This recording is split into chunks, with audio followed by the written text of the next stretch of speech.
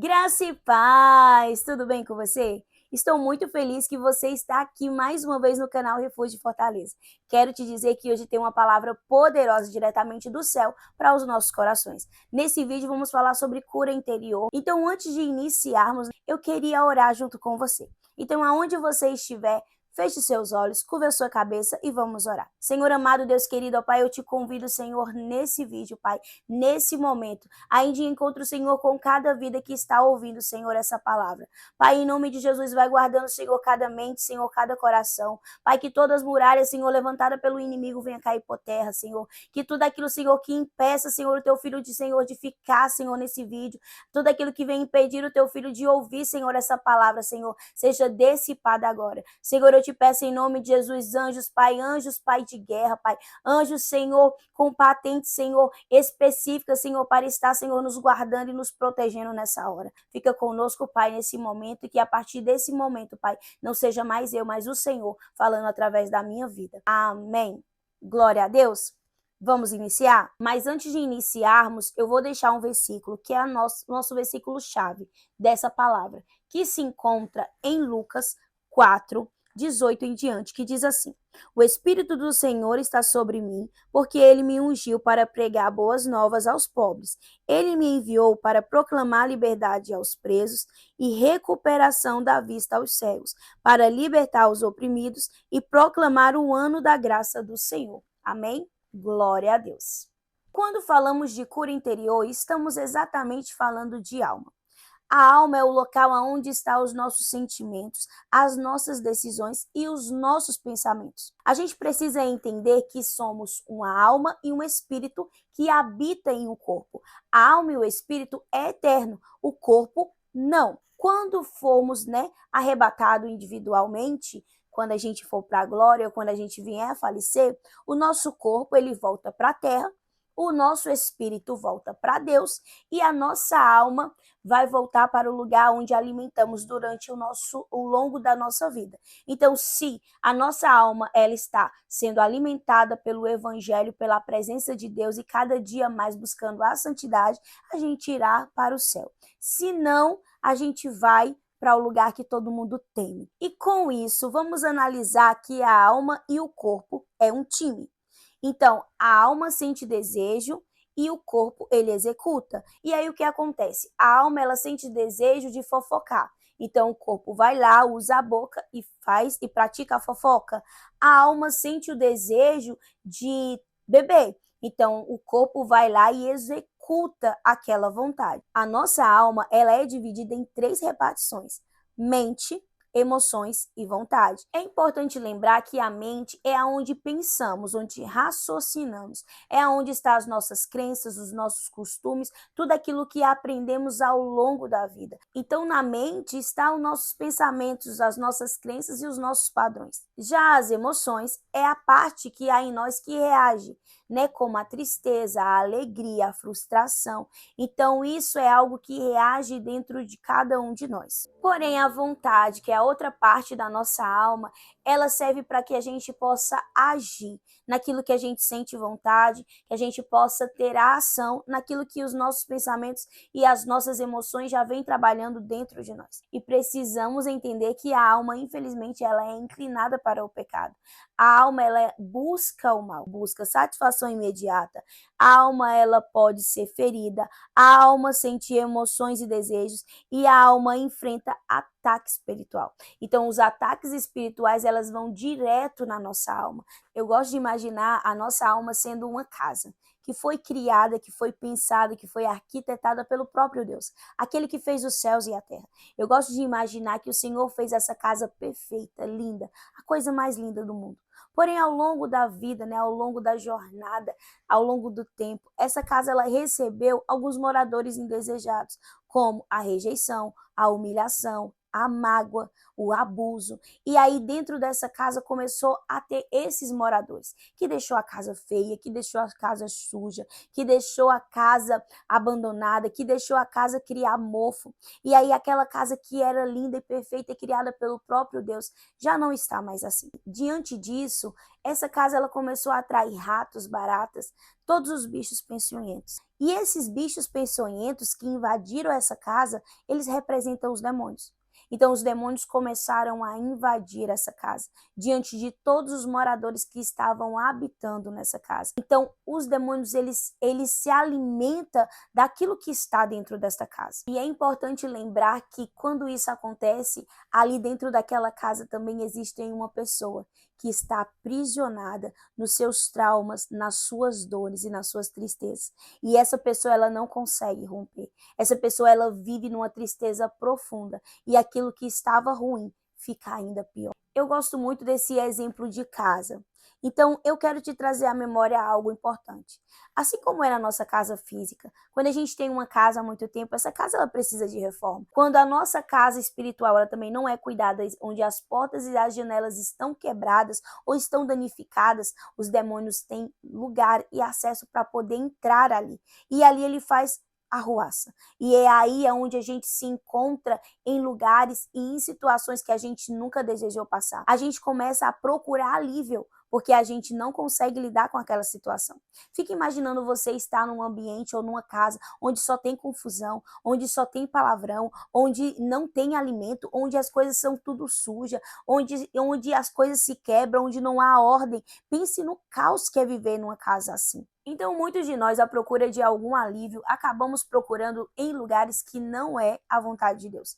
E a gente vai procurar em outra fonte que não é Cristo. E é aí onde está o problema. Porque tudo aquilo que foge do nome de Jesus, do acesso que tem ao sangue de Jesus, pode esquecer, não vai dar certo. E muitos procuram no lugar errado. Muitos procuram esse alívio na hipnose, na meditação, na yoga, na prática de respiração. Procura talvez na cura espiritual ou centro espírita. Talvez procura também na Umbanda, no Candomblé, no Cristal Terapia e entre outros. Então, muitas pessoas, em vez de procurar esse alívio em Cristo Jesus, eles vão procurar recursos e que vai trazer um prejuízo enorme para a sua vida. Mas só quem cura a alma, só quem limpa a casa, só quem traz a casa para o design original criado pelo próprio Deus é o Senhor Jesus. Então, nenhuma outra fonte vai ter o poder de curar a tua alma, de sarar tuas feridas, de limpar a tua casa e transformar a tua vida, a não ser o Senhor Jesus Cristo. Porém, a cura da alma não é igual a uma cura física. A gente precisa ter esse entendimento. Então, a gente tem um machucado físico, a gente vai lá e mostra para o médico trata aquilo ali com medicamento, com pomada, seja lá de que forma for. E aquilo é sarado. Porém, a gente tem ferida na nossa alma, que a gente não quer expor para o nosso Senhor Jesus Cristo, que é os médicos dos médicos. E aquela ferida que ela não é exposta, ela não é sarada. Então, muitos de nós preferimos esconder, vestimos uma armadura, né? Escondemos, mostramos que somos fortes a todo custo, mas não deixamos que o nosso médico, o nosso Senhor Jesus Cristo, ele venha com um tratamento específico, que é o sangue de Jesus. A gente percebe que existem dentro de cada pessoa feridas que não foram saradas. Mas muitos deles, quando a gente questiona ou pergunta alguma coisa, eles falam que não, que já passou, que tá tudo bem. Mas será que tá tudo bem mesmo? Em Mateus 11:29 diz assim, eu vou ler para você. Tome sobre vocês o meu jugo e aprenda de mim, pois sou manso e humilde de coração, e vocês encontrarão descanso para as suas almas. Então, vou repetir para você, preste atenção. Mateus 11:29 diz assim, tome sobre vocês o meu jugo e aprenda de mim, pois sou manso e humilde de coração, e vocês encontrarão descanso para as suas almas. Aqui o Senhor nos fala sobre o seu jugo, que seu jugo ele é suave e ele é leve, e que no Senhor a nossa alma ela vai encontrar descanso. Em 1 Samuel, capítulo 1 e 2, fala sobre uma mulher que também teve suas feridas. Eu sei que muitos de nós conhecem Ana, né, a mãe de Samuel, e toda a sua trajetória. Porém, existem algo nessa história que me chama a atenção. A palavra de Deus fala que Ana, ela tinha o desejo de gerar filhos e que ela se sentia amargurada. E que todo ano ela, junto com Elcana, né, e com a abençoada que estava ali para tocar na ferida que ainda estava aberta, ia todo ano a Siló para dar ao Senhor sacrifício e louvores. Só que todos esses anos que ela ia a Siló, ela se sentia mais triste. Ana, ela sentia uma angústia muito intensa dentro do seu coração. Uma angústia que ela colocava para fora, né, através das suas ações, onde ela não comia, onde ela só chorava. É importante lembrar que Ana, ela não tinha motivo nenhum para sentir isso aos olhos humanos. Vamos dizer que eu e você olhasse para Ana de fora e visse, não, essa mulher não tem necessidade de estar assim por causa de um filho. Mas não era apenas um filho. Aquela época, uma mulher que não tinha filhos, ela era considerada amaldiçoada. E sem falar na dor que ela já sentia, ela também tinha o desejo de ser mãe. E se a gente parar para analisar que todos os anos Ana ia junto com Elcana, né, para Siló, para oferecer ali sacrifício, para render louvores ao Senhor durante todos esses anos que ela foi ali chorando, clamando. Eu comecei a fazer umas contas, né, para saber mais ou menos quantos anos seria. A palavra de Deus não afirma que Penina teve 10 filhos, porém alguns estudiosos falam que ela teve em média 10 filhos. Quando a gente vai fazer a conta entre, se for realmente 10 filhos, quando a gente vai fazer a conta entre um ou outro, né, levando em consideração o tempo de gestação, também de amamentação, a gente vai perceber que ela gastou ali para ter os 10 filhos entre 15 e 20 anos. Então vamos supor que 15, 20 anos, Ana passando pela mesma dificuldade, Ana passando pela mesma opressão, Ana passando pela mesma humilhação. Como estava a alma de Ana? Quão ferida ela estava? Aos nossos olhos, a gente poderia até dizer assim, Ana não precisa disso, o marido dela é bem-sucedido, né? Ele ama ela, faz tudo o que ela quer, cuida muito bem dela. Ele dá para ela porção dobrada, mostrando o quanto ele a ama. Porém, a gente pode entender que não era sobre isso. E muitas vezes isso acontece na nossa vida. Talvez a gente tenha vergonha do que a gente sente, porque as pessoas de fora olham e dizem assim, fulano não tem necessidade de estar assim. Fulano tem um bom emprego, fulano tem um bom trabalho, tem um marido que ama ela, tem uma família abençoada, cheia de saúde. Ela não tem necessidade de estar dessa forma. Porém, cada um de nós temos uma forma de sentir. Cada um de nós temos uma ação e uma reação sobre cada trauma que é causado na nossa vida. Talvez aquilo que para fulano não é tão grave, para mim já é. Talvez aquilo que para mim é tão grave, para você já não é. A gente precisa entender que somos pessoas diferentes. Muitas vezes a gente tem até coisas boas, né? A gente tem um bom marido, a gente tem um bom esposo, a gente tem um bom trabalho, a gente tem uma boa profissão, a gente tem um bom poder aquisitivo, mas a gente não é feliz. Porque existe algo dentro de nós que precisa ser tratado, restaurado pelo sangue de Jesus.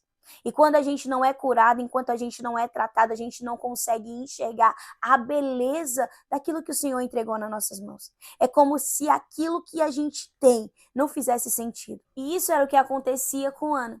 Ana tinha duas feridas dentro dela quando a gente para analisar a história dela. Ela tinha a ferida de rejeição e ela tinha a ferida de amargura. Então a ferida de rejeição de Ana, ela era causada porque ela se sentia inferior a Penina.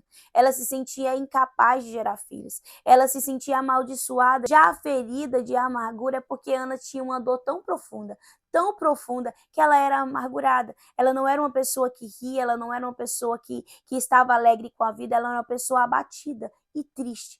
Então a gente precisa entender que essas duas feridas traziam para Ana um prejuízo muito grande. Então em Mateus 10, 28 diz assim, eu vou ler para você. Não tenha medo dos que matam o corpo, mas não podem matar a alma. Antes tenha medo daquele que pode destruir tanto a alma como o corpo no inferno. Mais uma vez, presta atenção aqui.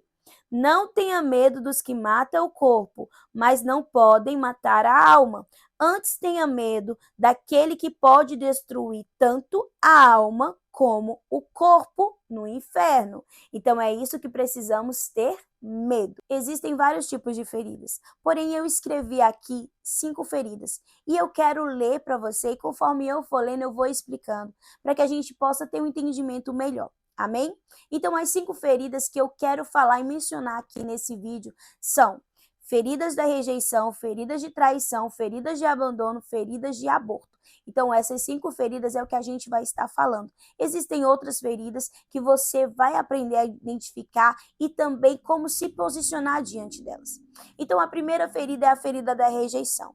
A ferida da rejeição é o sentimento de não ser aceito, de não ser desejado, é aquele sentimento de não ser valorizado. Muitos de nós passamos por essa situação. Isso pode acontecer ainda na nossa infância, diante da separação dos nossos pais, diante, né, de uma rejeição de ambos dos pais, porque vai construir outra família. A gente pode também ter esse sentimento de rejeição, porque a gente foi abandonado num relacionamento e aquilo causou dor. Então, quais são os sintomas dessa ferida? O sintoma dessa ferida é não se sentir incluído na família, no trabalho, na igreja ou em qualquer grupo social. Então, quando a gente tem a ferida de rejeição, que muitas vezes é causada na infância, a gente se sente dessa forma. A segunda ferida que eu vou mencionar aqui é a ferida de traição. É uma dor emocional. Essa ferida muitas vezes ela é causada por traição de família, por traição de amigos, por traição de cônjuge, né, seja esposa com esposo. Essa ferida ela é causada dessa forma. A ferida de traição nos leva a não confiar em ninguém. A gente não consegue confiar nas pessoas, a gente não consegue acreditar no amor, a gente não consegue se relacionar novamente. A ferida causa uma dor e uma desconfiança muito grande. E quais são os sintomas de quem tem essa ferida de traição? Então, o sintoma dessa ferida, ela é muito extrema, ela não consegue confiar em ninguém, ela tem insegurança emocional, ela tem raiva e guarda muita mágoa e desejo de vingança. Então, quem carrega essa ferida de traição, pensa a todo momento em se vingar. Às vezes tem até aquela vingança gospel, né? Eu vou orar para que Deus marque o encontro contigo. Mas em todo momento ela quer que aquela pessoa passe por aquilo que ela já passou. Então essa ferida aguçada dentro do seu coração te impede de romper. Você não consegue confiar mais em ninguém, você não consegue avançar, você vive alimentando isso dentro do seu coração. A terceira ferida é a ferida do abandono. É a dor profunda que surge quando uma pessoa se sente sozinha, deixada ou esquecida. E isso pode acontecer tanto no âmbito familiar, ou isso também pode acontecer em outros âmbitos também. Às vezes a gente se sente, né, com a ferida de abandono porque a gente foi abandonada pelo marido ou pela esposa, ou porque a gente foi abandonada pelos pais. A gente também sente nessa ferida porque é alguém que nós confiávamos muito, a gente acreditava que aquela pessoa estaria conosco e no momento que mais precisou ela nos abandonou. E essa ferida fica aguçada dentro do nosso coração. E quais são os sintomas dessa ferida? Se sente muito carente emocional, precisa de atenção e carinho o tempo todo, faz de tudo para agradar as pessoas, com medo de ficar sozinho, se anula o tempo todo e faz primeiro a vontade dos outros antes dela. Então, esse é o sintoma de quem tem feridas de abandono. A quarta ferida é a ferida do aborto. E aí é onde entra o problema. Essa pessoa ela pode ter essa atitude extrema porque ela teve uma gravidez não desejada, porque ela está passando por crise, né, dentro da sua família, ou porque a pessoa que está com ela, o parceiro, o pai da criança, é uma pessoa agressiva. Talvez essa pessoa passou por algum tipo, né, de abuso ao longo da gravidez, enfim, seja emocional, que não consegue sustentar. Muitas vezes essa mulher tem dificuldade financeira, né, ou tem um relacionamento abusivo e ela não quer, acha que não é viável ter essa criança. Então ela comete o aborto. Porém, a consequência, né, disso, dessa ação, é uma culpa intensa. A pessoa fica sempre pensando nisso, se arrepende, mesmo sabendo que já foi perdoada pelo sangue de Jesus, pelo nome de Jesus, mas ela não consegue perdoar a si mesma. Essa ferida ainda está aberta. Ela sente tristeza e luto, ela sente um vazio dentro dela que não é preenchido. E todo o tempo ela lembra. Ela começa a se punir. Então, tudo que acontece com ela admite que foi porque ela cometeu aquela ação, foi porque ela fez aquele ato. E ela se pune o tempo todo. Então, essa pessoa, ela vive de luto. Ela vive realmente no luto, porque ela não consegue se perdoar. A gente precisa entender que um aborto, ele é crime. A gente não tem o direito de tirar a vida. Só quem tem o direito de tirar a vida e dar a vida é o Senhor. Então, isso tem uma consequência muito grave e abre uma ferida dentro da mulher que não é fechada de qualquer maneira, que não consegue ser cicatrizada. Só o sangue de Jesus pode entrar e curar aquela pessoa. Então, feridas abertas por traumas, consequências e ações que tomamos ao longo da nossa vida traz um prejuízo tremendo. Então, como eu falei, quando essas feridas são abertas, a gente vive um inferno na terra. A gente não consegue avançar. Porque quanto mais a gente esconde aquilo que está sangrando, aquilo que está cheirando mal dentro do nosso coração, o sangue de Jesus ele não desce, ele não é purificado. E o relacionamento entre nós e o nosso Pai Celestial, ele tem uma barreira onde a gente não consegue avançar. Tem muitas pessoas que estão na igreja e não conseguem adentrar nos Santos dos Santos. E às vezes elas se perguntam assim, por quê? Por que eu não consigo ouvir a voz de Jesus? Por que eu não consigo sentir a presença que fulano, que ciclano fala que sente? Talvez tenha algo dentro de você que precisa ser sarado. A casa precisa ser limpa para que o Espírito Santo de Deus habite e faça morada. Eu queria falar para você aquilo que você pode fazer. Depois que você terminar esse vídeo, que você possa expor ao Senhor as suas feridas. Antes de falar para você o que você pode fazer para que a sua vida seja transformada e a cura entre dentro da sua casa física, dentro da sua casa espiritual, eu quero deixar para você Mateus 16, 26, que diz assim, pois que aproveita ao homem ganhar o mundo inteiro se perder a sua alma, ou que dará o homem em troca da sua alma. Então, não queira ganhar o mundo inteiro. Não queira fazer tudo achando que está tudo bem e você sangra por dentro.